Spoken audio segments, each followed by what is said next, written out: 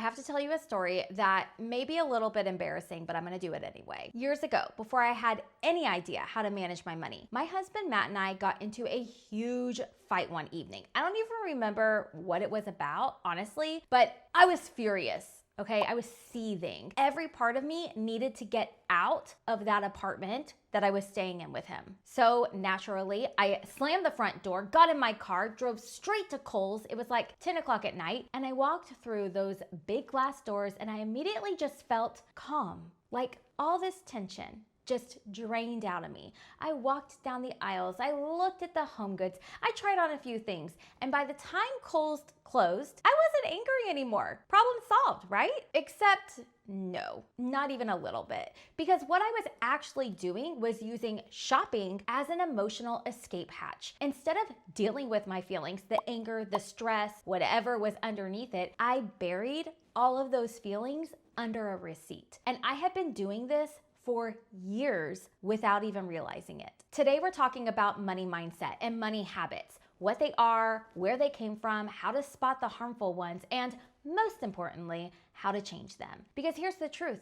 You can have the best budget in the world, the most detailed spreadsheet, the most aggressive debt payoff plan, and if your mindset is working against you, none of it will stick. Your mindset is what actually changes everything. Let's get into it. So first things first, what even is a money mindset? Your money mindset is basically your overall outlook on money. It's the collection of beliefs, assumptions, and feelings you have about money, whether you realize it or not. Do you believe there's enough money in the world for you? Or do you believe you're always going to be broke? Do you see money as something that causes stress and conflict, or as something that can bring security and freedom? Do you feel worthy of building true wealth? Or does that feel like something that's just not for people like you? All of those are money mindset beliefs. And here's the crazy part. Most of them were formed when you were a kid, before you even knew what a budget was.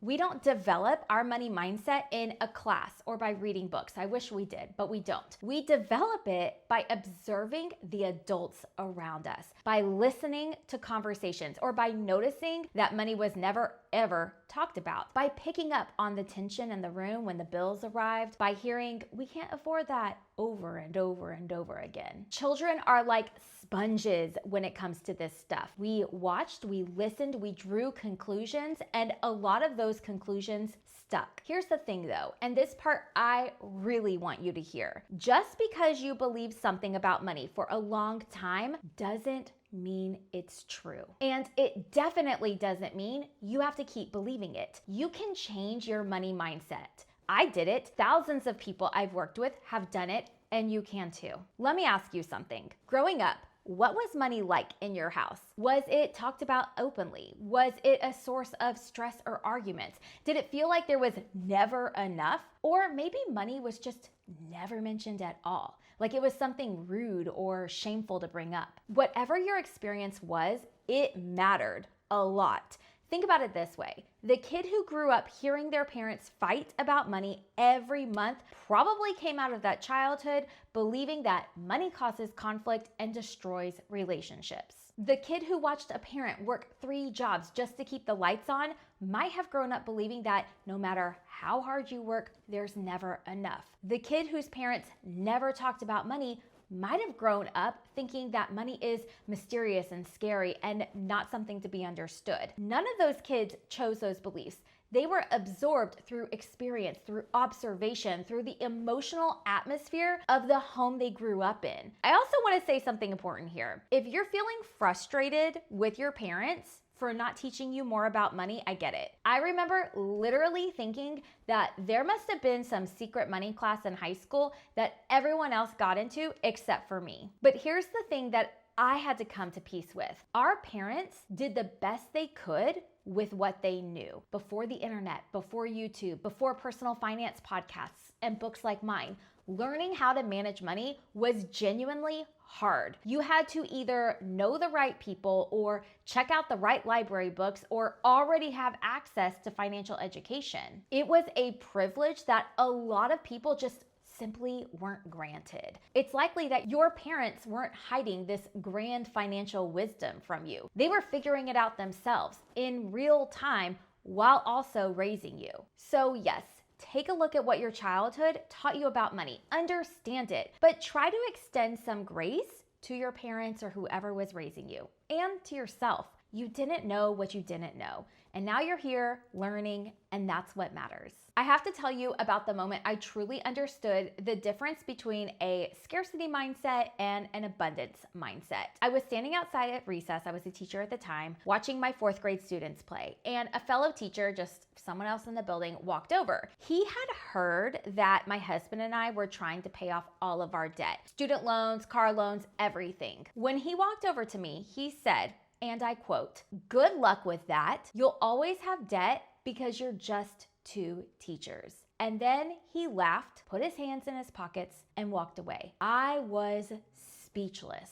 I stood there with my mouth open, not because it was rude, which, by the way, it absolutely was rude, but because those words were almost exactly the thoughts I used to have about myself. I had believed for a long time that teachers could not become debt-free, that we would always live paycheck to paycheck, that financial freedom just wasn't in the cards for us. And here was someone standing in front of me, a living embodiment of that limiting belief, trying to hand it back to me. But here's the difference. By that point, I had done enough work on my own mindset that I didn't take it. A new thought rose up in my head that said, just because that's your reality does not make it mine. Right there, that's the difference between a scarcity mindset and an abundance mindset. A scarcity mindset says, there's not enough. There's not enough for me, for people like me, ever. A scarcity mindset says, I'll never make enough money. I started too late. I'll always be in debt. I have to buy this now because I'll never have that money later. Whereas an abundance mindset says, there is enough and it can come to me. It sounds like money can flow to me even on a teacher's salary. There's always a way. I can figure this out. Now, here's the thing. Moving from scarcity to abundance isn't just thinking happy thoughts. It's not toxic positivity.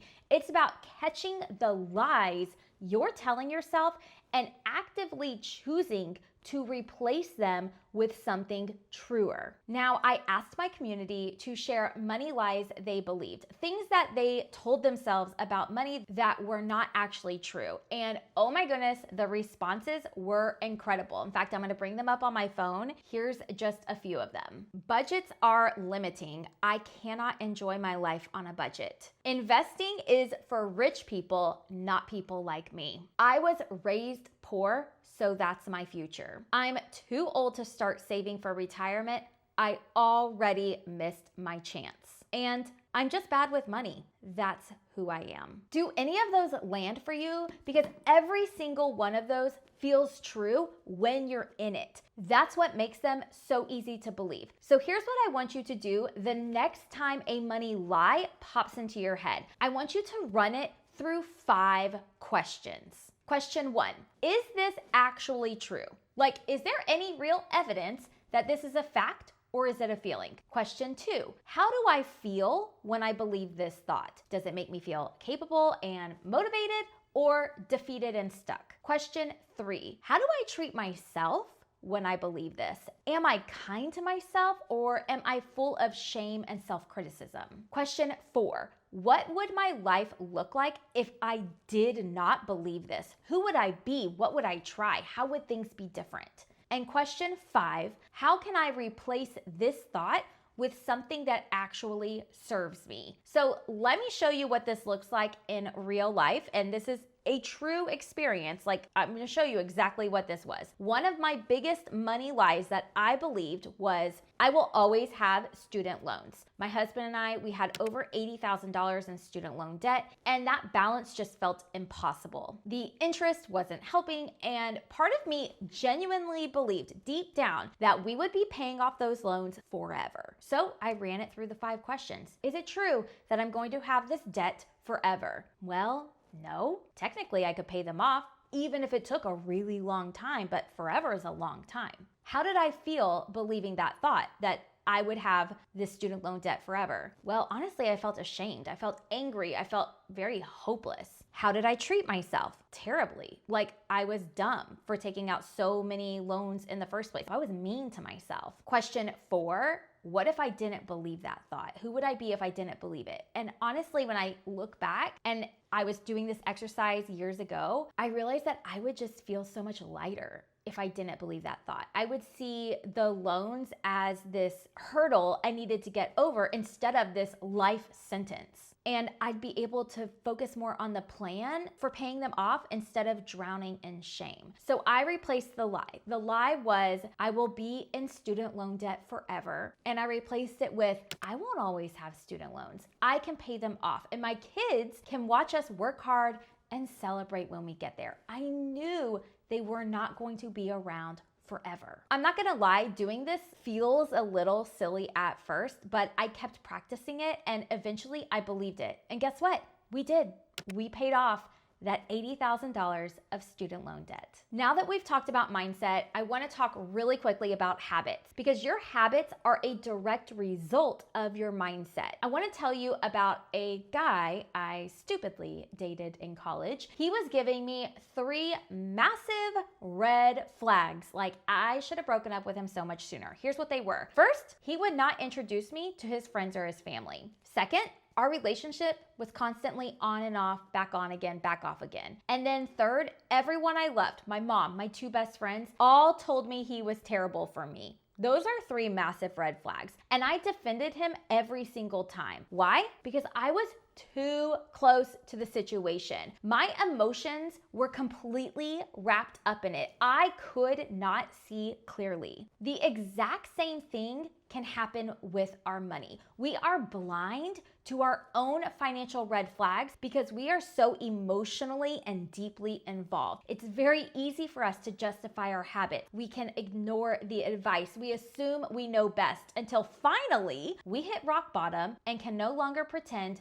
the red flags aren't there. No one is perfect, and chances are you do have some bad money habits, or I shouldn't say bad, just unhelpful money habits that you might want to change. So what do? How do we see those habits clearly? Well, step 1 is what I call facing your financial truth. And I know it sounds scary, but hear me out. I just want you to look at the numbers. I want you to get numbers on paper. I want you to look at how much is in your checking account, how much is in your savings account, how much debt do you have, including everything in collections, and how much do you have in retirement savings? Just get the facts, no judgment, just information. And the reason why you're going to do this is because numbers don't lie. They show you exactly what's been happening and you can make a plan going forward from there. Step 2 is finding patterns in your spending. Here is a really good exercise for anyone who's never done this before. Pull up your last 2 months of bank statements. Get a highlighter or just scroll through and start categorizing your spending. How much did you spend on restaurants, on clothes, on Amazon? How much are you spending on random subscriptions you forgot you had? I remember my mom sitting me down on the floor with a calculator when I was in college, and we went through my bank statements, and I had no idea why I had no money left in my bank account. I genuinely could not figure out where it all had gone. But when we added it all up, when we looked at my statements, it was easy to see the eating out, the pedicures, the clothes. I was shocked that I was spending more money than I even realized, but it was the wake-up call I needed at the time. Step 3, to see your own money habits and change them. And this one is powerful, and you don't have to do it. If you decide to do this, choose wisely. That's all I'm gonna say. But it is to confide in someone you trust. Sometimes the people who love us can see our harmful money habits way before we can see them. My husband, Matt, is really good at this for me. He can catch my impulse spending patterns so easily. He notices when I am on this spending cycle before I even admit it to myself. So ask someone who knows you well. Ask them, do you see any patterns in how I'm spending my money? Am I doing anything financially that concerns you? And this is the hard part. You have to actually listen to them with an open mind. Once you've identified the harmful money habits, the goal is to replace them with helpful ones. We're not trying to force your way to just stop doing the bad stuff, but actually fill that space with something better. For example, let's say you're a stress shopper like I was. I would always shop and spend money when I was stressed. You need a go-to alternative for those moments when you reach for your phone or your car keys to go shopping. Maybe it's calling a friend, maybe it's going for a walk, or updating your budget tracker, which honestly, updating your budget tracker is a great way to remind yourself why you're doing this. The point here is to have something ready so you're not just pushing through it all by yourself. For the spending categories where I personally go overboard, for me, that's groceries, eating out. For years in those categories, I used cash envelopes. On payday, I would pull the exact amount I budgeted for those categories out in cash. I put that cash in the grocery envelope. I put that cash in the restaurant envelope. I labeled them, and I took it when I went to the store with me. And when it was empty, it's empty. It sounds old school, and it kind of is, but there was something about handing over physical cash that makes spending feel real in a way that swiping my credit card doesn't. That's just an example of a helpful habit that I use to help replace my overspending harmful habits. Here are some other ones that you can try.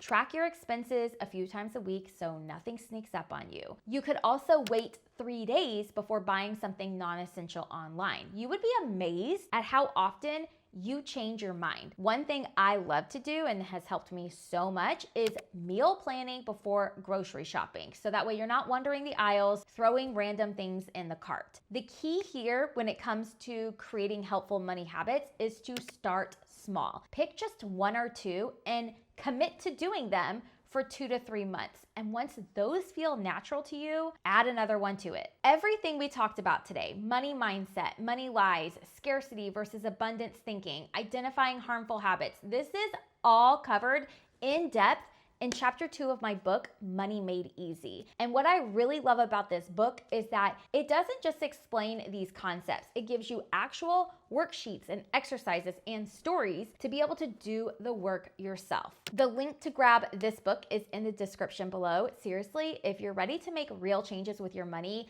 this is the roadmap you've been looking for. I also want to hear from you today. Is there a money lie you used to believe, or maybe one you're still working through? Drop it in the comments. And if this video helped you, please give it a like and subscribe so you don't miss what's coming next.